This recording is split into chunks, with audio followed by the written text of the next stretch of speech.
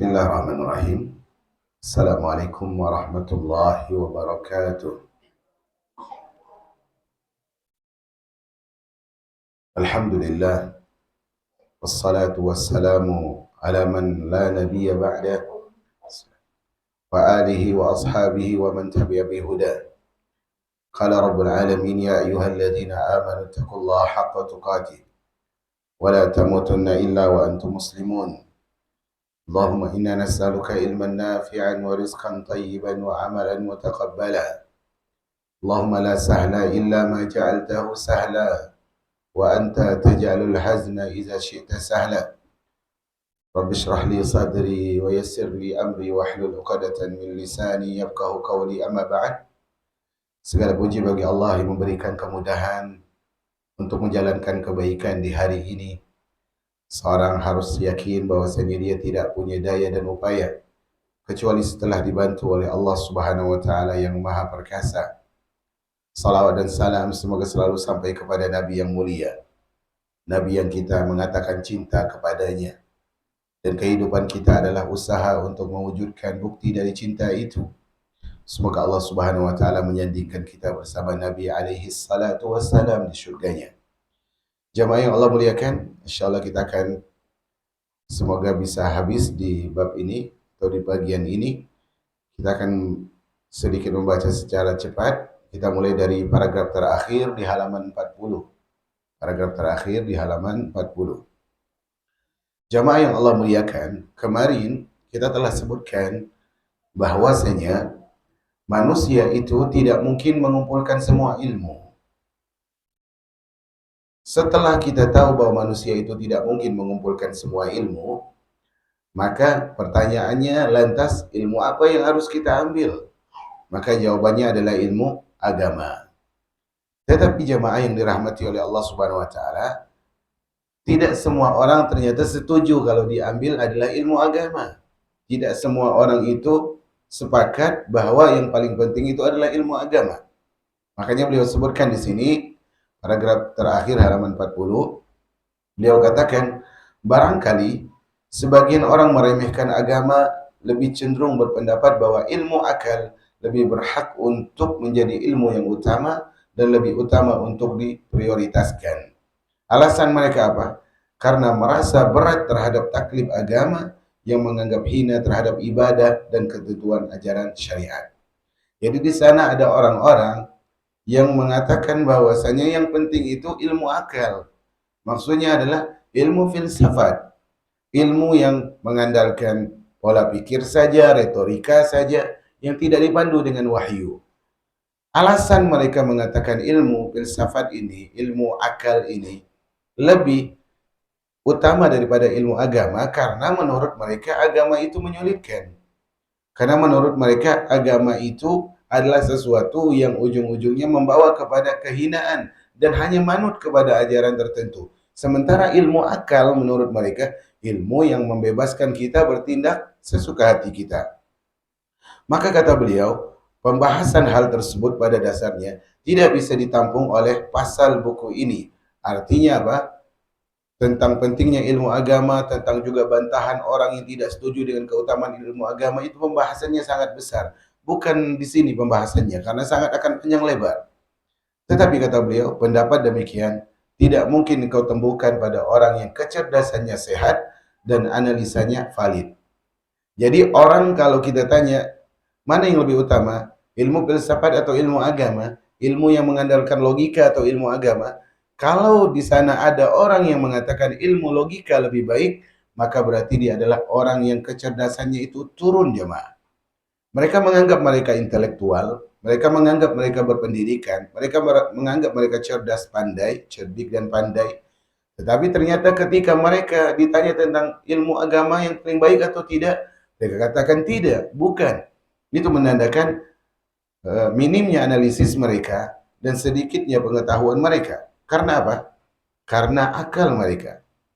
Karena akal yang dimiliki oleh manusia itu mencegah manusia untuk lalai dan berbuat sia-sia. Kalau sebenarnya mereka adalah orang-orang yang benar-benar menggunakan akal, harusnya akal tersebut memandu mereka untuk tidak jatuh dalam hal sia-sia.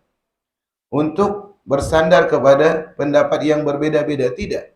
Tetapi akal itu harusnya membawa mereka kepada pendapat yang satu, kepada agama yang benar, agama Allah Subhanahu wa taala. Tetapi ternyata akal mereka membawa mereka mematuhi hawa nafsu yang bercabang-cabang. Mereka pun bingung mau ikut hawa nafsu yang mana, ikut syahwat yang mana. Karena apa? Karena mereka tadi di awalnya sudah meremehkan ilmu agama. Karena itu jamaah yang dirahmati oleh Allah, karena mereka meremehkan ilmu agama, maka hal itu menimbulkan perbedaan dan sengketa dan juga perselisihan. Mendorong perpecahan. Akhirnya mereka saling jauh. Jadi mereka tidak bisa terlepas dari agama sama sekali. Walaupun mereka mengatakan yang paling penting ilmu filsafat, ilmu logika, maka kondisi hidup mereka sendiri, perpecah belahan mereka, perseteruan mereka, kebencian satu sama lain, saling memusuhi, mengajarkan bahwa mereka tidak bisa lepas dari agama. Mereka tidak bisa lepas dari belajar fikih, persatuan yang diajarkan oleh agama. Kemudian akal bisa memberikan instruksi untuk menjadi pengekor. Artinya kalau mereka ya sudah tahu pentingnya ilmu agama, maka akal mereka akan sehat. Akal mereka lah yang akan memerintahkan mereka untuk ikut jalan agama. Tetapi jamaah beliau sebutkan di sini, seandainya orang yang rusak pikirannya itu berpikir bahwa menurut akal, agama adalah sesuatu yang primer, harus, mau tidak mau harus. Dan bahwa akal adalah pondasi agama, artinya akal yang sehat, pasti akan manut dengan agama yang merupakan keharusan. Maka dia tidak akan lalai, lalu dia akan mendengarkan kebenaran, tetapi dia melalaikan dirinya sendiri sehingga dia tersesat dan menyesatkan. Intinya maksud beliau sejauh ini adalah orang yang lebih mengedepankan ilmu logika daripada ilmu agama, maka dia adalah orang yang tercela. Maka kita akan lihat bagaimana ucapan Imam Syafi'i. Beliau menyebutkan di sini penulis banyak ilmu memiliki korelasi dengan ilmu agama, dengan urusan agama. Artinya tadi kelompok yang lebih mengedepankan ilmu logika, mereka tersebut menyampingkan dan membuang ilmu agama. Kenapa? Karena menurut mereka agama itu tidak ada kaitannya dengan ilmu pengetahuan. Padahal apa? Ilmu pengetahuan itu sangat penting bila berkaitan dengan urusan agama. Artinya agama itulah yang akan menjadikan ilmu itu sangat istimewa. Al-Imam Syafi'i rahimahullah beliau mengatakan, Al-Imam Syafi'i mengatakan, "Man ta'allama al-Qur'an azumat qimatuhu." Siapa yang belajar Al-Qur'an, maka harga dirinya akan tinggi. Jadi saya berpesan nih kepada jemaah, rajinlah belajar Al-Qur'an. Kata Nabi SAW, "Inna Allah yarfa'u bihadzal kitabi aqwamun wa yada'u bihi akharin." Sesungguhnya Allah dengan sebab Al-Qur'an ini mengangkat suatu kaum, derajat mereka diangkat oleh Allah Subhanahu wa taala. Dan karena mereka lalai dari Al-Qur'an ini, Allah hinakan suatu kaum yang lain. Jadi siapa yang ingin harga dirinya tinggi, siapa yang ingin martabatnya tinggi, siapa yang ingin derajatnya tinggi, maka dia harus dekat dengan Al-Qur'an. Nah, hadzal Qur'an yahdi lillati hiya aqwam. Al-Qur'an yang diturunkan oleh Allah sebagai petunjuk bagi kita ini menunjukkan kepada jalan yang lebih lurus, dan dia adalah syifa, penawar. Allahu akbar. Allah Subhanahu wa taala jemaah ketika menyebutkan tentang Al-Qur'an, Allah enggak sebut dengan dawa, obat. Tetapi Allah sebut dengan syifa, penawar. Kenapa? Karena obat belum tentu menyembuhkan, tapi penawar pasti bisa menawarkan penyakit yang ada dalam diri seorang hamba ataupun pada badan seorang hamba. Maka alangkah benar apa yang diucapkan oleh Al-Imam Asy-Syafi'i, "Man ta'allama al-Qur'an 'azumat qimatuhu." Siapa yang belajar Al-Qur'an, belajar tahsinnya, belajar tajwidnya, belajar qiraahnya, belajar tafsirnya, tadabburnya, maka dia akan menjadi orang yang berharga. Karena tidak ada yang lebih berharga di antara semua kitab yang ada melebihi Al-Qur'an. Tidak ada yang lebih berharga dari tulisan-tulisan yang ditulis oleh manusia. Tidak ada yang bisa mengalahkan kalamullah. Makanya ketika seorang yang hidupnya dengan Al-Qur'an, Nabi SAW memotivasi mereka dengan mengatakan, apa kata Nabi? Iqra'ul Qur'an. Baca Al-Qur'an. Ini baru baca loh. Baca Qur'an. Baca oleh kalian Al-Quran. Apa balasannya? fa innahu ya'ti yaumal qiyamah syafi'an li ashabi. Karena Al-Quran pada hari kiamat akan menjadikan syafaat, akan menjadi syafaat bagi orang yang membacanya. Maka ini penting jemaah. Kalau baca aja rutin tuh tiap hari, subhanallah. Kita tuh rutin tuh baca WhatsApp orang, mungkin kita baca Instagramnya, Telegramnya, atau Facebooknya, atau yang lainnya. Kemudian kita melupakan kalam Allah, hina hidup kita jemaah. Hina. Mungkin itu sebab tidak tenteramnya kita. Mungkin itu sebab tidak bahagianya kita. Mungkin itu sebabnya kita mudah meremehkan orang lain.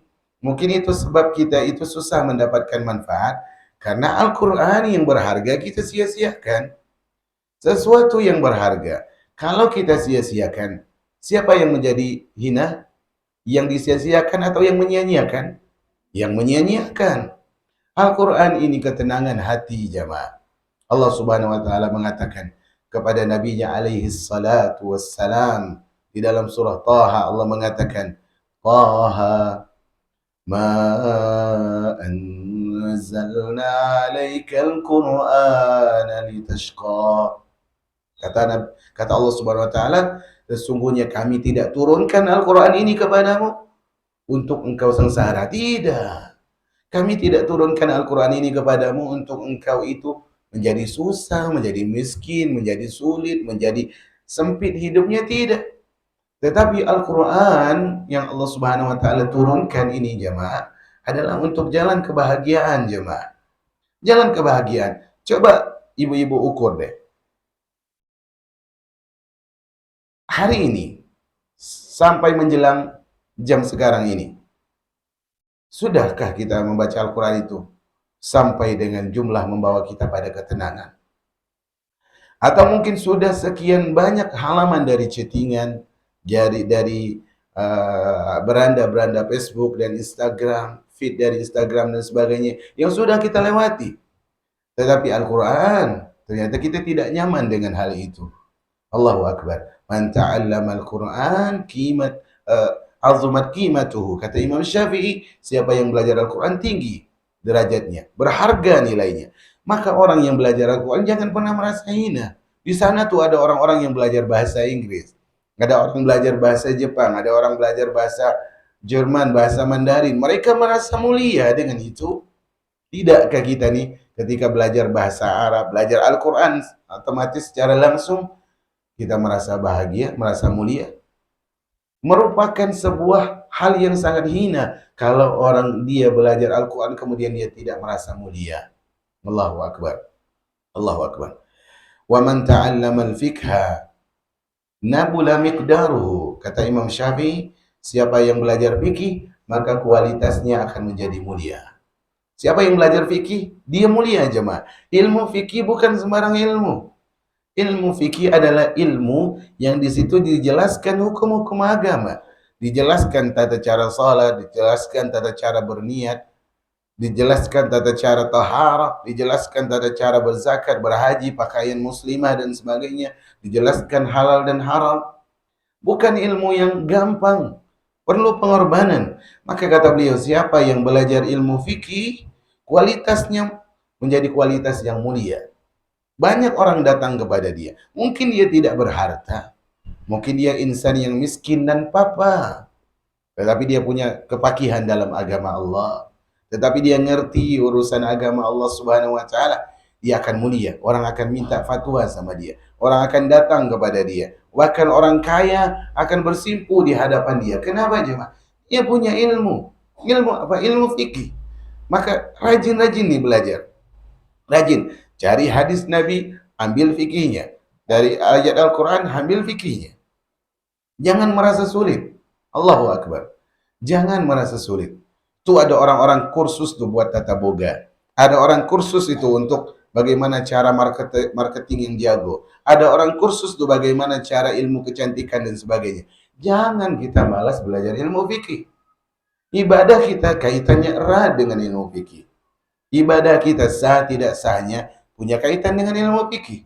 Maka kata beliau, wa man ta'allama al-fiqha nabula miqdaruhu. Siapa yang belajar ilmu fikih, maka kualitasnya menjadi mulia.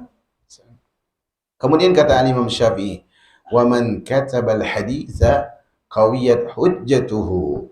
Barang siapa yang menulis ilmu hadis, argumentasinya kuat. Karena itu ahlu sunnah, di antara nama mereka siapa? Ashabul hadis atau ahlul hadis. Itu sebutan gelar dari ahlu sunnah. Karena mereka memiliki hujah yang kuat, jemaah. Hadis Nabi adalah hujah yang paling kuat untuk membela Al-Quran. Semua mengklaim mereka pakai Al-Quran. Semua mengatakan mereka Al-Quran, membawa Al-Quran. Semua berdalil dengan Al-Quran. Tapi dalil-dalil yang mereka gunakan ternyata tidak seperti aplikasi Nabi SAW. Bukan seperti praktek para sahabat ridwanullah alaihim ajmain. Maka kita belajar ilmu hadis, jemaah. Tulis itu hadis, hafal itu hadis, pelajari itu ilmu hadis. Maka dia akan memiliki hujah yang kuat. Kita nih ditanya urusan agama sedikit, langsung bingung. Kenapa? Nggak punya kita bekal di ilmu hadis tuh. Kita nggak punya bekal di ilmu hadis. Ditanya misalnya, apa hukum sering-sering angkat tangan? Atau apa hukum berdoa setelah salat fardu dan salat sunnah? Bingung kita. Apa hukum mengangkat tangan setelah salat sunnah? Bingung kita. Kita nggak punya petunjuk-petunjuk dari hadis Nabi SAW. Maka kata beliau, "Man katabal hadis qawiyat hujjatuhu." Siapa yang menulis hadis, hujahnya akan menjadi kuat. "Wa man ta'allama al-hisab jazula ra'yuhu," kata beliau. Dan siapa yang belajar ilmu hitung matematika, maka pendapatnya akan melimpah. Artinya dia bisa membagi ini, bisa membagi itu, bisa mengalihkan ini dan mengalihkan itu, bisa menghadirkan jumlah, bisa menghadirkan kesimpulan. Dan ini adalah ilmu matematika, ilmu hisab. Wa man ta'allama al-arabiyyah, ini perhatikan semangat nih belajar bahasa Arab ya. Wa man ta'allama al-arabiyyah raqqa tab'uhu. Allahu akbar. Siapa yang belajar bahasa Arab, kata Imam Syafi'i, siapa yang belajar bahasa Arab, maka karakternya akan lembut, kata-katanya akan santun, ucapannya akan indah, bahasanya akan menawan. Sehingga seorang itu ketika dia belajar bahasa Arab ini luar biasa jemaah nikmatnya. Nikmat belajar bahasa Arab. Enggak perlu dibuka terjemah Al-Quran, dia baca Al-Quran sambil faham. Ketika Allah Subhanahu wa taala katakan misalnya, "Wa tubu ila Allah jami'an ayyuhal mu'minun la'allakum tuflihun." Nih, dia ngerti tanpa harus buka terjemah.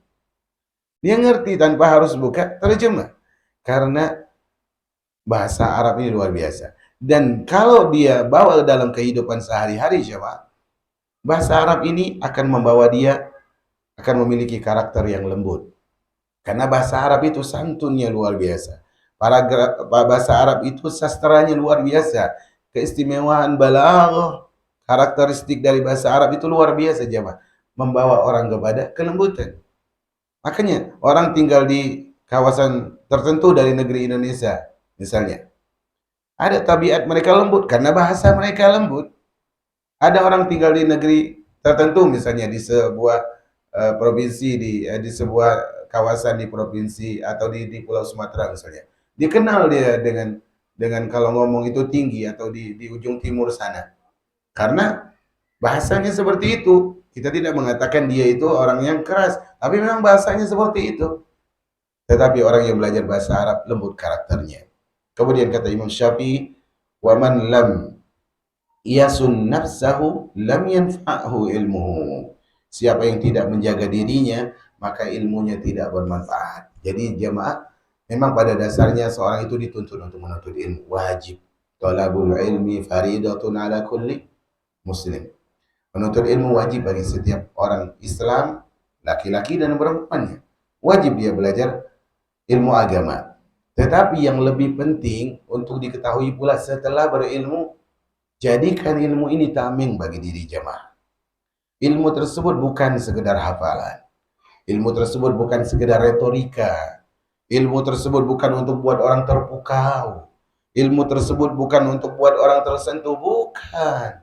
Bukan untuk bangga-bangga di hadapan jamaah, enggak. Bukan untuk bermegah-megahan di hadapan teman, tidak.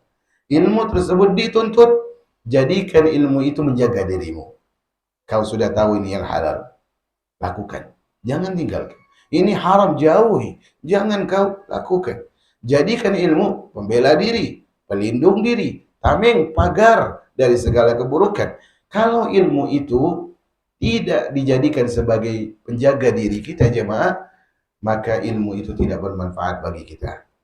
Maka ilmu yang tidak bermanfaat akan menjadi apa? Akan menjadi hujah, menghujat kita pada hari kiamat.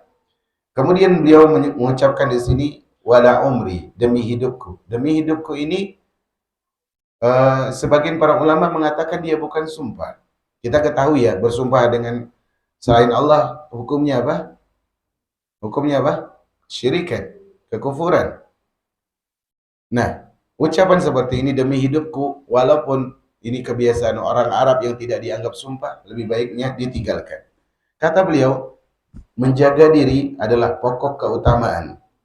Menjaga diri adalah pokok keutamaan karena orang yang mengabaikan penjagaan diri karena percaya terhadap keutamaan yang diberikan oleh ilmu dan karena tawakal terhadap penjagaan yang dipastikan oleh manusia, maka mereka telah merampas keutamaan ilmu dan mendandainya sebagai usaha yang buruk. Jadi gini jemaah, maksud beliau adalah kita ini belajar ilmu itu mulia jemaah.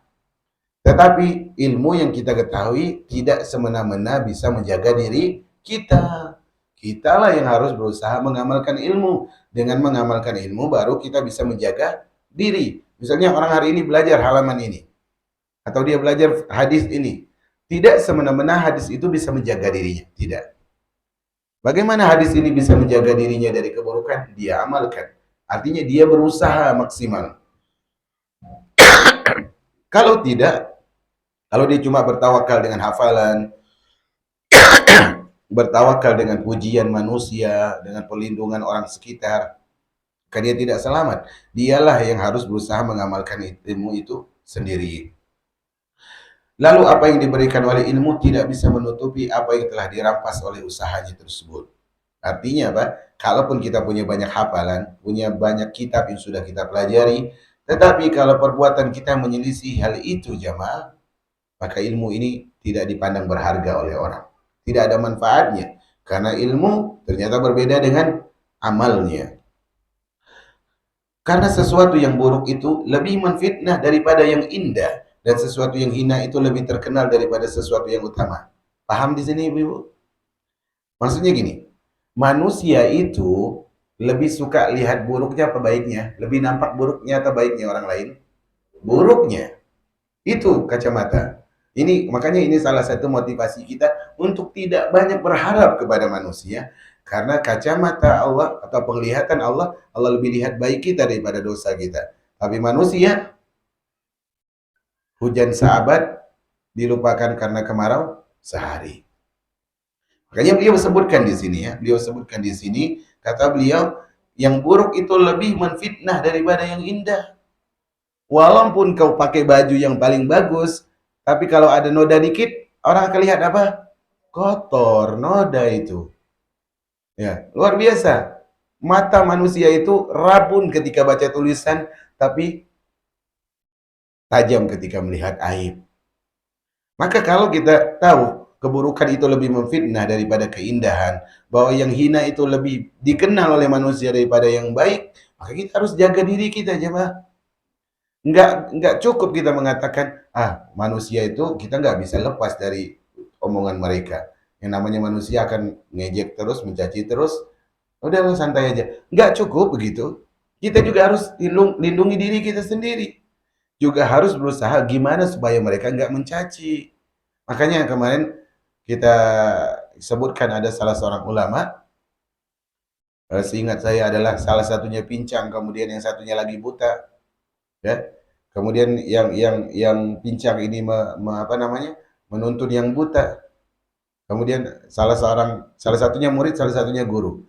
Kata muridnya, "Wahai guru, alangkah baiknya kita nggak usah pergi ke masjid lagi deh.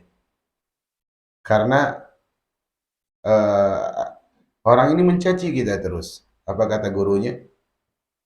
Kata gurunya kita tetap harus pergi ke masjid. Seingat anak kisahnya begitu ya. Kata gurunya kita tetap harus pergi ke masjid di majelis ilmu. Kemudian muridnya juga mengatakan apa?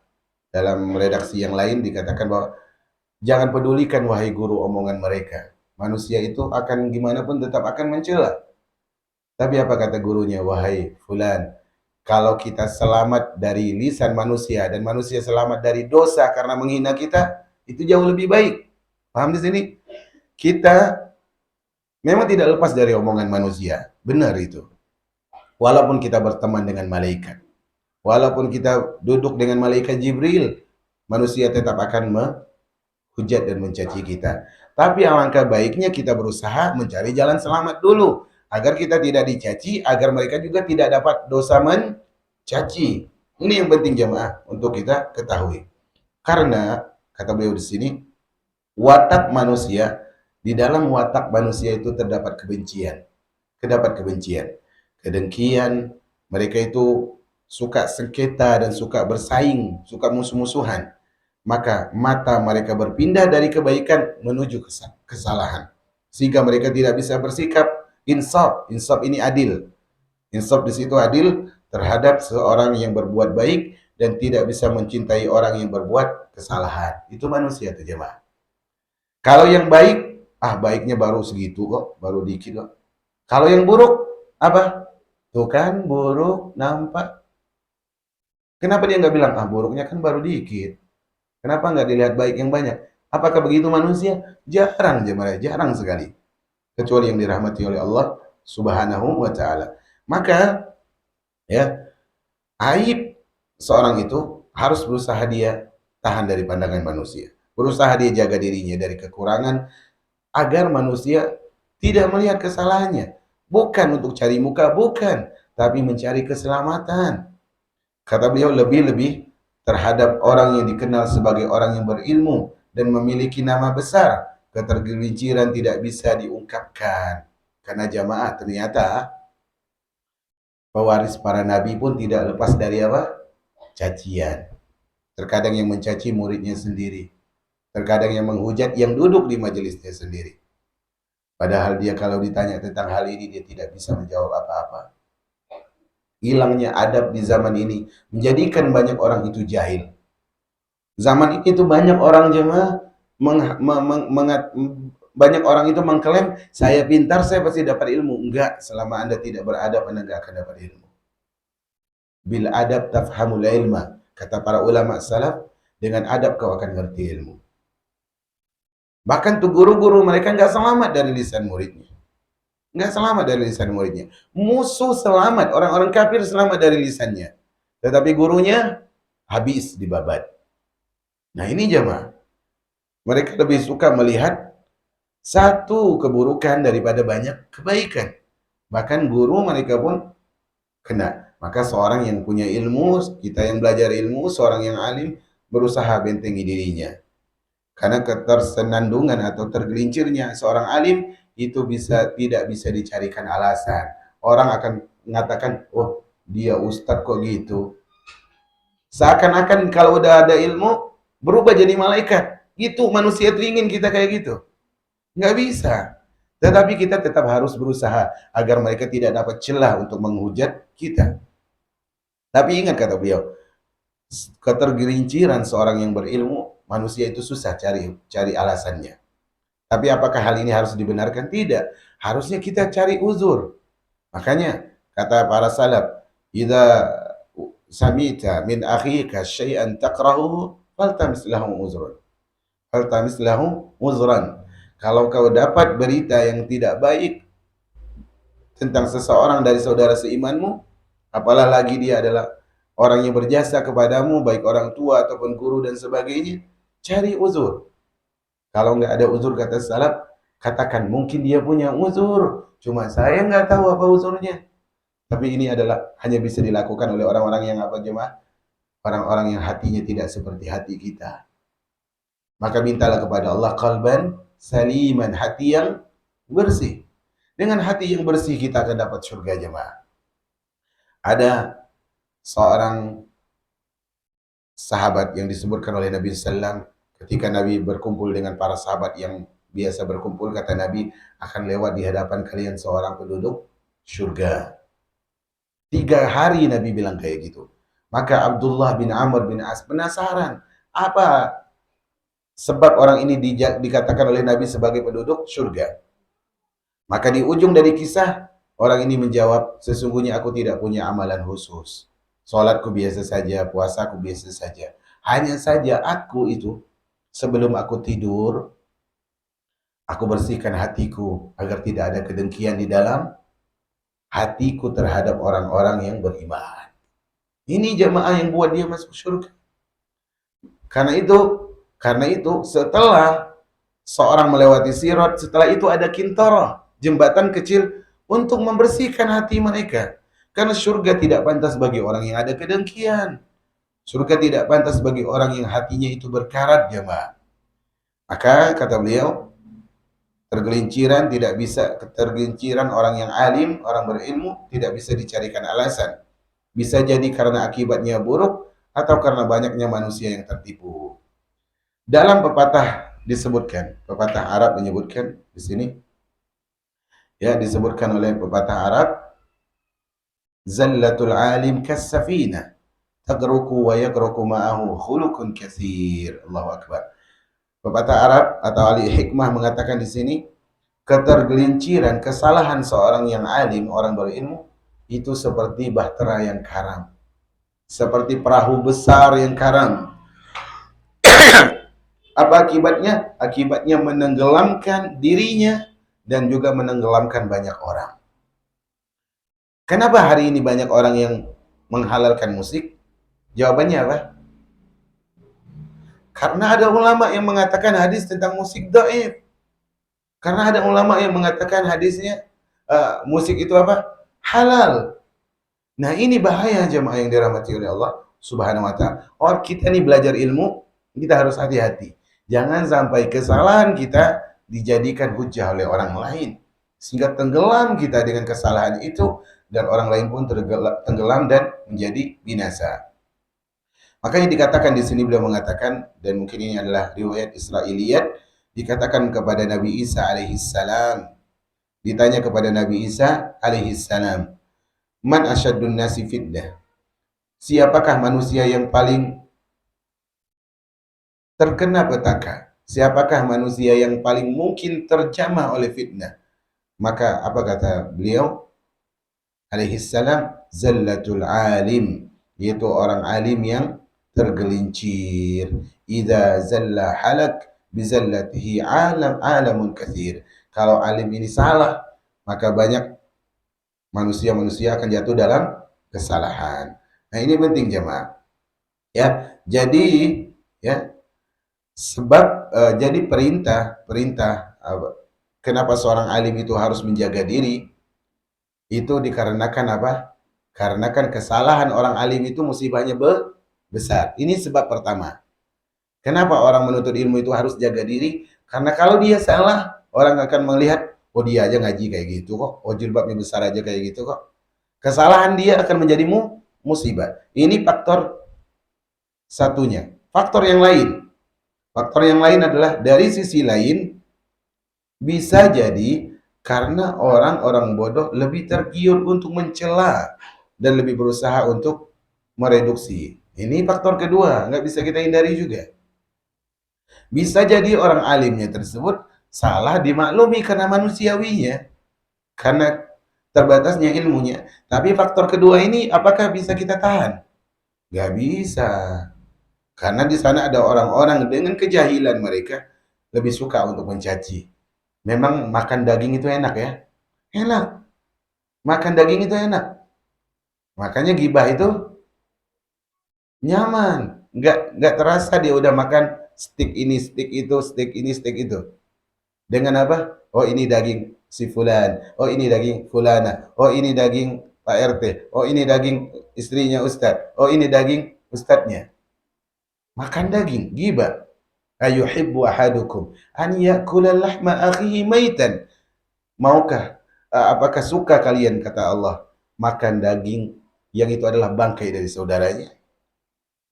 Orang-orang bodoh yang melakukan hal itu jemaah. Yang dia makan bukan daging segar, tapi bangkai yang dia berdosa dengan hal itu. sebagai bentuk perlawanan terhadap apa yang mereka tidak ketahui dan kemarahan terhadap apa yang mereka berbeda dengan mereka. Kenapa orang bodoh ini mencaci orang berilmu? Karena menurut dia orang berilmu itu bodoh. Karena menurut dia orang berilmu itu bodoh. Sehingga dia caci orang yang berilmu karena berbedanya dia. Dia nggak ngerti. Makanya kemarin kita sebutkan al-insan aduun majahilahu. Manusia itu musuh sesuatu yang dia tidak mengerti. Kita nggak ngerti keutamaan baca Quran. Kita benci itu baca Quran. Kita tidak ngerti keutamaan hadir di majelis ilmu. Maka kita cuma cuek aja. Cuma ada majelis. Cuek. Nggak ngerti dia. Nggak mau hadir. Kita memusuhi sesuatu yang kita tidak ketahui. Nah, karena orang bodoh melihat ilmu sebagai hal yang menyusahkan diri dan sebagai sesuatu yang membawa ejekan, sebagaimana orang berilmu melihat kebodohan sebagai sebuah keterbelakangan dan celaan. Jadi orang berilmu ini ngerti ini. Dulu saya pernah berilmu, pernah jahil. Sekarang saya berilmu. Dengan ilmu ini saya ngerti bahwa kejahilan itu adalah hina. Tapi orang yang jahil nggak pernah punya ilmu, sehingga dia melihat apa? Orang berilmu itu susah banget. Pakaiannya kok harus kayak gitu sih? Gak panas apa dan sebagainya. Karena dia nggak ngerti jamaah. Nggak ngerti. Padahal dia tahu untuk melihat indahnya pemandangan dari puncak gunung, apa yang harus dia lakukan? Mendaki gunung. Untuk indahnya surga Allah, bagaimana dia harus lakukan? Lakukan syariat Allah Azza wa Jalla. Nah, jamaah yang dirahmati oleh Allah Subhanahu wa taala, di sini disebutkan sebuah syair. Kata beliau, aku menyenandungkan syair yang diperoleh dari Rabi, yang mana syair ini adalah karangan dari Al-Imam Syafi'i. Kata Al-Imam Syafi'i, wa manzilatus safihi minal faqihi kamanzilatil faqihi minas safihi. Fahadha zahidun fi kurbi hadha wa hadha fihi azhadu minhu fihi. Idza ghalaba asy-syaqa'u 'ala safihi tanatta'u fi mukhalafatil faqihi. Allahu akbar. Kata Imam Syafi'i apa? Kedudukan orang yang bodoh di mata orang yang berilmu adalah seperti kedudukan orang berilmu di mata orang yang bodoh. Masing-masing punya pandangan sendiri. Tapi sama. Apa itu? Orang bodoh tidak mau dekat dengan orang berilmu, dan orang yang berilmu lebih tidak mau dekat dengan orang bodoh. Sama-sama nggak mau dekat, kan sama kan? Cuma kan unsurnya beda. Jika kesengsaraan telah menguasai orang bodoh, maka dia akan mempasih-pasihkan bahasanya, perkataannya terlihat indah. Untuk apa? Agar dia dikatakan lebih jago daripada orang faqih. Oh, indah kali ucapanmu. Kalah tuh Ustadz Fulan, kalah tuh alim Fulan. Kadang ada orang mengatakan, ana ya walaupun ana bukan Ustadz, tapi hati ana lebih baik daripada dia. Allah, indah banget. Ucapan ini indah banget. Kalau ucapan ini bisa merayu langit, mungkin langit akan runtuh. Tetapi ucapan seperti itu sayangnya jatuh dari orang jahil. Muncul dari orang jahil. Maka orang jahil nggak mau dekat orang berilmu, ngabisin waktu di majelis ilmu, nggak penting di majelis ilmu, sumpah, panas, capek, lebih baik ini keliling ini ke tempat ini, kuliner itu. Tapi orang berilmu apa? Lebih tidak mau duduk dengan orang bodoh, karena kebodohan itu nular, Mak. Kebodohan itu nular. Benar itu, kebodohan itu sangat nular. Orang tuh kalau dia nyaman dengan orang yang bodoh, apakah masyarakat akan bilang dia orang pandai? Enggak. Itu orang bodoh. Kenapa? Dia berilmu tapi duduk dengan orang bodoh. Nah, Yahya bin Khalid berkata kepada anaknya, dia menasihati anaknya. Apa kata Yahya bin Khalid? Kata beliau, "Alaika bikulli naw'in minal ilmi fakhudh minhu." Kata beliau, wahai anakku, hendaknya engkau belajar semua seni ilmu, belajar semua macam ilmu. Fakhudh minhu, ambillah semua ilmu yang bisa engkau ambil. Fa innal mar'a adun ma jahila. Karena sesungguhnya seorang itu musuh terhadap sesuatu yang dia tidak ketahui. Musuh dia terhadap sesuatu yang dia tidak mengerti. Kata beliau, wa ana akrahu an takuna aduwa syai'in minal ilm. Dan aku tidak mau, aku benci jika engkau harus memusuhi ilmu walaupun itu sedikit. Kemudian dia bersenandung, nasihat tadi dirangkai dengan sebuah syair. Kata beliau, tafannan wahuz min kulli ilmin fa innama yafukum ru'un fi kulli fannin lahu ilmu fanta aduun lilladhi anta jahilu bihi walil ilmi anta turkinuhu salmu. Kata beliau, jadilah ahli, ambillah bagian dari setiap ilmu. Seorang bisa unggul dalam keahlian ilmunya. Engkau adalah musuh terhadap sesuatu yang engkau tidak ketahui. Engkau adalah kedamaian bagi ilmu yang engkau tekuni. Jadi kita itu kalau punya ilmu itu damai, jemaah. Enggak khawatir kita. Ilmu apapun, kalau kita punya, kita akan tenang. Kata beliau, penulis di sini, jika seorang berilmu menjaga dirinya dengan penjagaan yang seharusnya dan terus-menerus melakukan apa yang seharusnya dia lakukan, maka dia akan aman dari ejekan sahabat, dari hinaan musuh, sehingga dia menghimpun dua keutamaan, keutamaan ilmu dengan keindahan dan penjagaan kemuliaan dan kesucian. Lalu dia mendapatkan kedudukan yang berhak yang diperoleh dengan keutamaan. Kemudian beliau membawakan hadis yang sahih yang diriwayatkan oleh sahabat yang mulia Abu Darda radhiyallahu anhu. Kata Nabi SAW, al-ulama'u warasatul anbiya. Para ulama itu pewarisnya para nabi. Nabi-nabi semuanya mewariskan. Apa yang diwariskan? Ilmu. Fadlu al-ulama'u warasatul anbiya. Ulama itu adalah pewaris para nabi. Innal anbiya lam yuwarisu dinaran wala dirhama. Wa innama warasul ilm. Para nabi enggak warisin uang, enggak dinar, enggak dirham, enggak emas, enggak perak, enggak warisin uang. Tapi yang diwarisin adalah ilmu, jemaah. Kalau warisan harta bisa habis? Habis. Tapi warisan ilmu berkembang semakin dibagi, jemaah. Semakin dibagi, berkembang. Kemudian beliau membawakan hadis selanjutnya. Tapi hadis ini jemaah yang dirahmati oleh Allah adalah hadis yang palsu. Yaitu hadis yang palsu, kasih keterangan di buku. Hadisnya adalah hadis yang palsu. Disebutkan di sini adalah para nabi memiliki keutamaan 2 derajat di atas para ulama, sedangkan para ulama mempunyai keutamaan 1 derajat daripada yang mati syahid. Ini hadis yang palsu. Kemudian kita lihat ucapan sebagian sastrawan Arab. Mereka mengatakan, kata mereka, di antara ajaran syariat ada yang mengagungkan para ahli syariat. Di antara ajaran agama ini adalah ajaran yang menjadikan orang yang mahir dalam urusan syariat itu menjadi mulia, menjadi agung. Di antara kebaikannya adalah mengatur keindahan kebaikan. Jadi gini jemaah, paham nggak sejauh ini? Ucapan ini, saya ulangi, kata beliau, di antara ajaran syariat adalah mengagungkan para ahli syariat. Di antara kebaikan adalah mengatur keindahan. Di antara kebaikan adalah mengatur keindahan kebaikan. Jadi gini, kita ini belajar ilmu syariat. Kemudian orang yang mahir dalam ilmu syariat, dia disebut sebagai ahli dalam ilmu syariat itu, seorang yang alim. Nah, ilmu syariat ini mulia. Tetapi orang yang paham ilmu syariat jauh lebih mulia daripada ilmu itu sendiri. Bisa? Saya? Dan ilmu agama ini jamaah juga mengajarkan kita bagaimana mendesain kebaikan itu menjadi lebih indah. Oke, kebaikan itu indah atau tidak? Indah. Tetapi ada kalanya tidak kebaikan itu ditolak. Iya, karena menurut orang yang menolak itu tidak indah. Contohnya, orang mendakwahkan tapi caranya tidak bijak, tidak hikmah. Maka orang akan mengatakan apa? Jelek kali agamamu. Kan begitu? Maka di antara ajaran agama adalah agar kebaikan ini dikemas menjadi lebih indah. Itu hanya ada dalam ilmu agama. Orang yang menggunakan argumentasinya, kecerdasannya untuk menilai baik terhadap keutamaan dan nilai buruk terhadap kehinaan, seharusnya menafikan kehinaan, kebodohan dan dari dirinya sendiri dengan keutamaan ilmu. Ini kembali ke paragraf awal tadi, kata beliau. Tadi kan ada orang yang menganggap ilmu logika itu lebih utama daripada ilmu agama.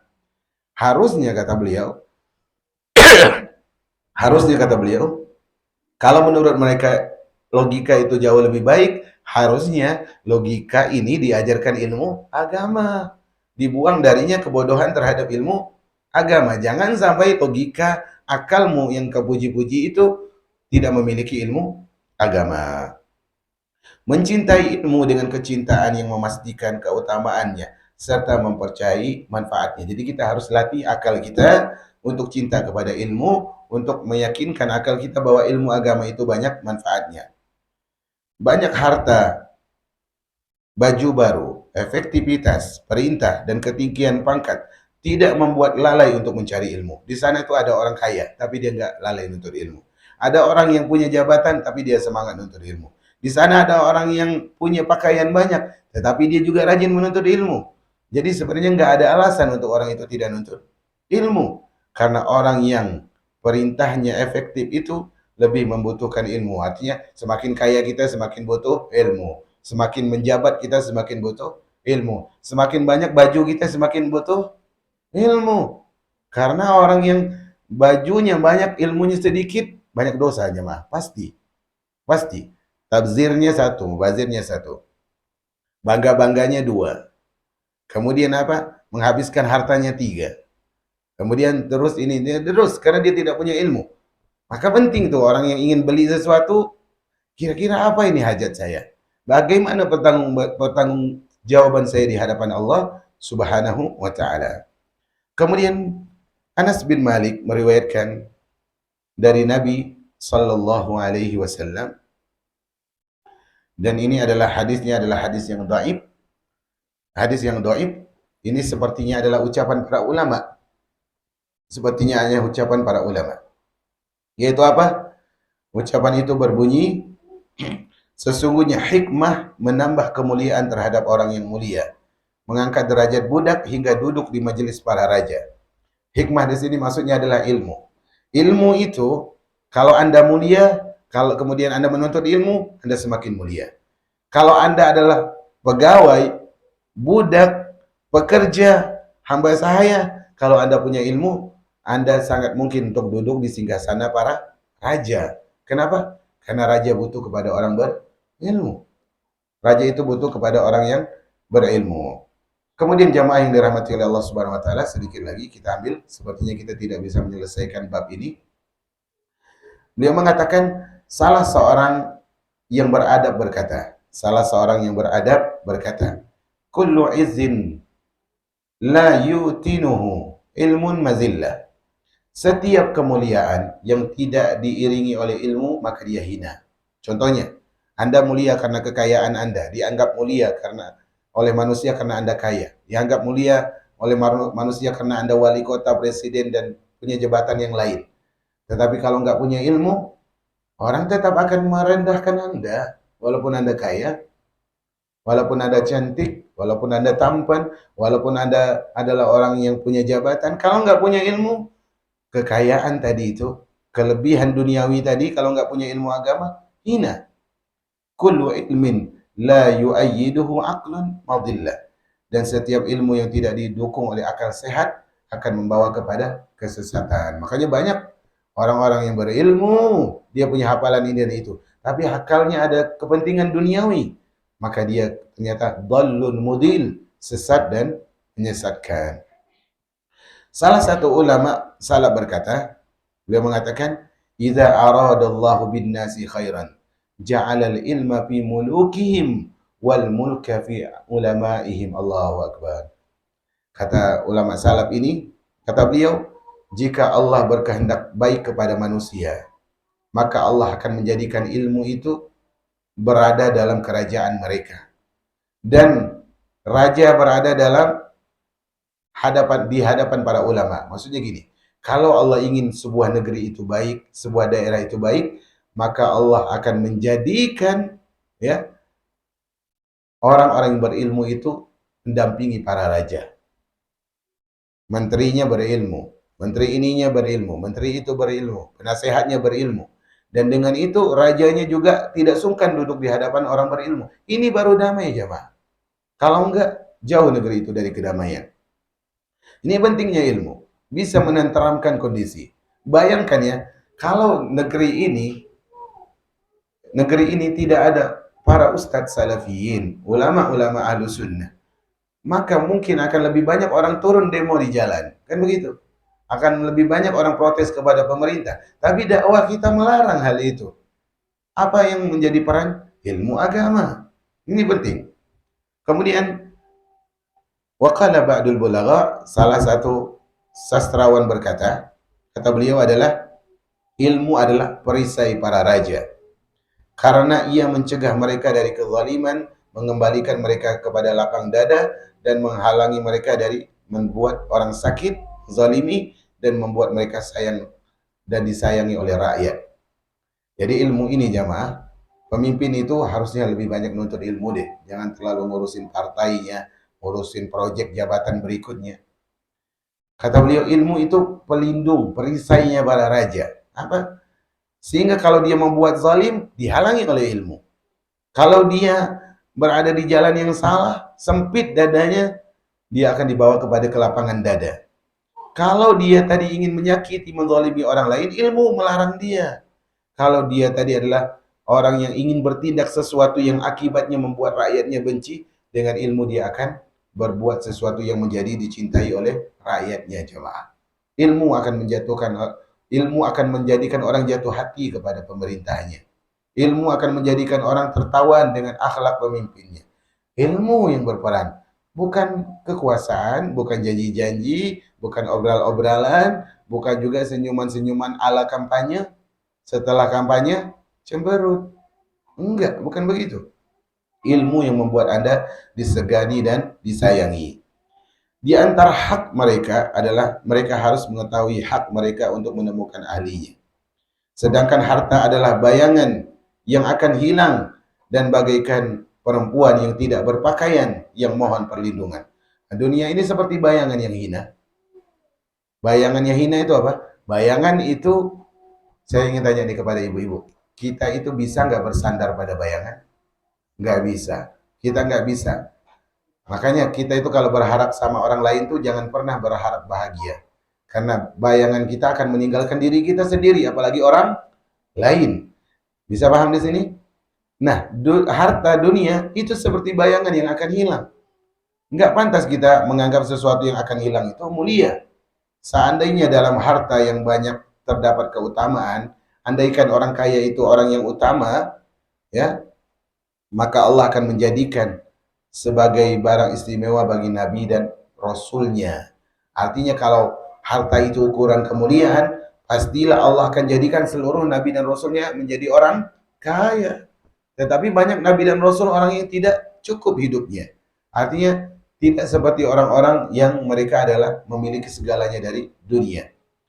Padahal mayoritas para nabi yang diberikan kemuliaan, orang spesial yang diunggulkan dari semua makhluk, ternyata mereka orang fakir, tidak menemukan kehidupan yang sepadan, tidak tidak tidak bisa apa-apa hingga mereka menjadi, sehingga di sana ada pepatah yang menyebutkan tentang kefakiran ini. Ini syairnya sangat indah. Kata pepatah ini, ini adalah seorang yang bernama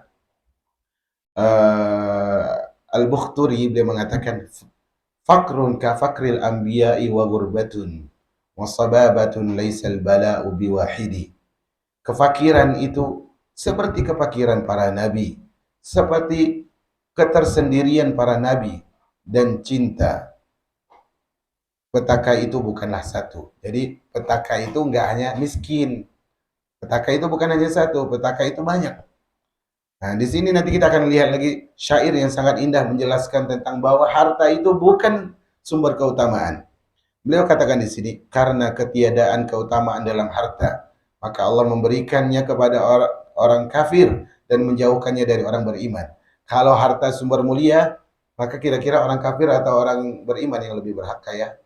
Orang beriman. Tetapi ternyata Rasulullah sebutkan, ad-dunya sijnul mu'min wa jannatul kafir. Dunia ini penjara orang beriman. Penjara orang beriman dan surganya orang kafir. Jamaah, ana ingin tanya nih. Lawan dari surga apa? Neraka. Yakin? Yakin atau enggak nih? Yakin, oke. Tadi kata Nabi, dunia ini penjara orang beriman.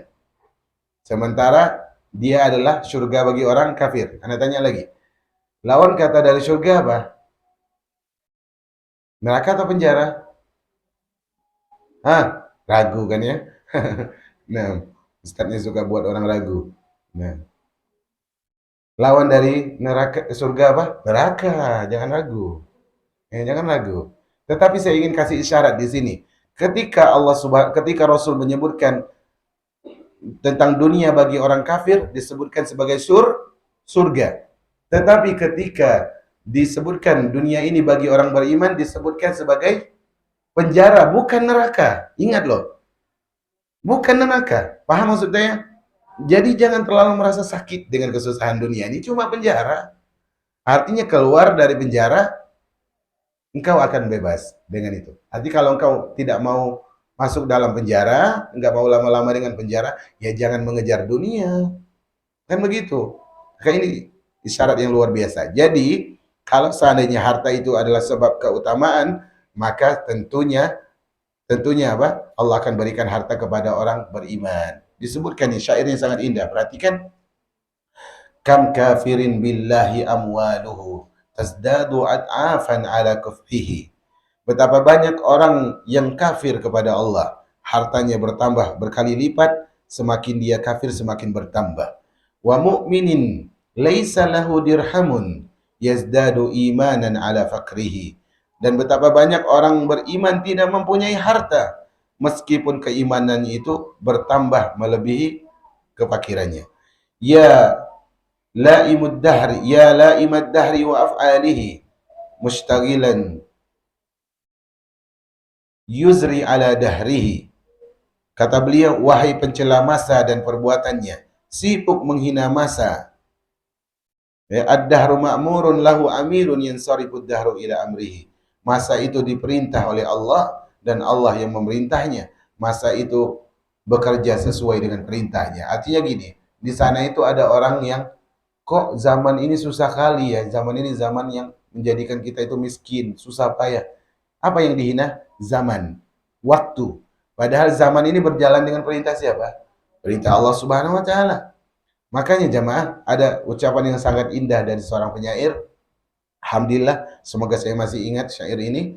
Kata beliau adalah naibu zamanana wal aibu fina walaysa li zamanina aibun siwana. Paham? Ini tulis jemaah. Ini tulis nih, penting nih. Ini syair yang sangat indah. Kita mencela zaman. Kata kita mencela zaman. Ini zamannya zaman edan, ini zamannya zaman buruk, ini zamannya zaman susah. Kita caci di waktu ini. Kita caci zaman, kita caci tahun demi tahun. Padahal apa? Wal aibu fina. Padahal aibnya di mana? Pada diri kita sendiri. Kita mencaci masa, padahal yang pantas dicaci siapa? Kita sendiri. Kemudian apa kata beliau? Walaysa li zamanina aibun siwana. Padahal kalau boleh ditanya nih, wahai zaman, siapa sih sebenarnya aib? Dirimu atau orang yang mencaci itu? Maka zaman akan mengatakan, dialah aibnya, bukan saya. Kan banyak, ini zamannya susah, ini begini, zaman kayak gini-gini. Dia caci zaman, padahal dia sendiri yang pantas untuk disalahkan. Ali bin Abi Thalib telah menjelaskan tentang keutamaan ilmu. Ali bin Abi Thalib menjelaskan tentang keutamaan ilmu. Dan di bagian ini akhir dari pertemuan kita hari ini. Kata Ali bin Abi Thalib, fadlu ma bainal ilmi wal mal. Keutamaan antara ilmu dan harta. Kata Ali, al-ilmu khairun minal mal. Kata Ali, ilmu itu jauh lebih baik daripada harta. Apa alasannya? Al-ilmu yahrusuka wa anta tahrusul mal. Pertama adalah ilmu menjaga dirimu, sementara harta siapa yang jaga? Engkau. Jadi engkau dijaga oleh ilmu, tapi kalau harta engkau yang harus menjaga. Tidur tak nyenyak, makan tak apa? Hah? Tidur tak nyenyak, makan tak lahap. Ya betul ya. Atau makan tak nyenyak. Makan tak nyenyak tidur ya. Nah, susah dia mikirin. Nanti ada pencuri. Ini nanti gimana? Nomor rekening aman nggak dari disadap dan sebagainya. Dia bingung. Tapi kalau harta ya. Tapi kalau ilmu yang jaga dirinya. Kemudian al-ilmu hakimun wal malu mahkumun alaih. Ilmu itu pemberi keputusan, sedangkan harta yang diputuskan. Contoh, orang kalau ada masalah ilmu waris, urusan warisan, perlunya apa? Orang yang memberikan sesuai dengan ilmu, berarti kan butuh ilmu. Ilmu yang memutuskan, tapi harta dibagi-bagi, diputuskan. Jadi artinya ilmu yang menghakimi harta.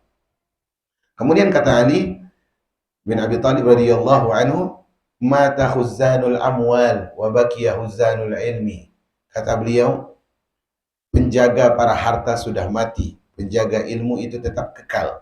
Badan mereka telah tiada, tetapi sosoknya ada dalam hati. Artinya orang yang punya harta itu paling mentok-mentok dibilang apa? Dulu si fulan orang kaya, kan gitu. Dulu si fulan saudagar, kan gitu. Tapi kalau orang berilmu, apa? Orang berilmu, ilmunya masih diamalkan. Ilmunya masih dibagi-bagi. Dia sudah wafat tetapi seakan-akan masih hidup. Salah satu ulama ditanya, mana yang lebih utama, harta atau ilmu? Maka dia menjawab, jawaban pertanyaan itu adalah mana yang lebih utama, harta atau akal? Mana yang ibu pilih? Jadi orang kaya tapi gila atau miskin tapi berakal? Berarti yang mana lebih utama, harta atau akal? Akal. Ini adalah pertanyaan bagi orang bertanya, mana lebih utama, harta atau ilmu? Kemudian Saleh bin Abdul Qudus bersyair.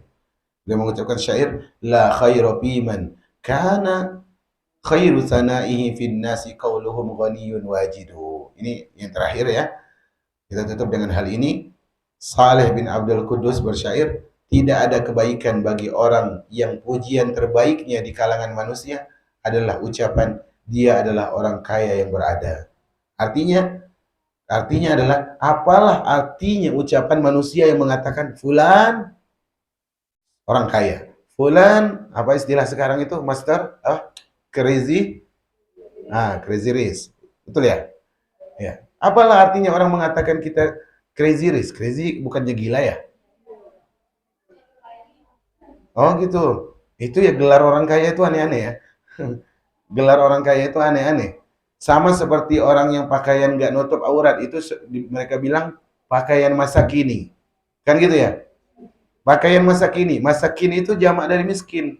Jadi pakaian orang-orang miskin. Allahu Akbar.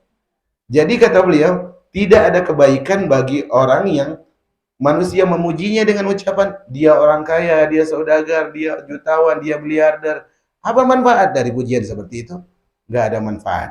Tapi kalau disebutkan dia adalah alim rabbani, dia ahli fikih, dia ahli tafsir, ini baru berharga. Maka di sini jamaah, di pelajaran hari ini kita mengambil sebuah pelajaran, yaitu apa? Hinanya orang yang mengedepankan ilmu logika daripada ilmu agama dan memuliakan harta daripada ilmu. Itu pelajaran kita hari ini. Tadinya saya mau melanjutkan ke sebab-sebab yang menjadikan orang itu nggak mau hadir di majelis ilmu. Tapi sepertinya nggak cukup. Insya Allah kita lanjutkan di pekan hadapan. Ini pembahasannya sangat bagus. Pekan hadapan yaitu apa? Sebab-sebab orang itu nggak mau nuntut ilmu. Dan mungkin itu salah satunya ada pada diri kita. Nah, insya Allah itu pekan depan. Wassalamualaikum warahmatullahi wabarakatuh. Subhanakallahumma bihamdika asyhadu an la ilaha illa ant astaghfiruka wa atubu ilaik.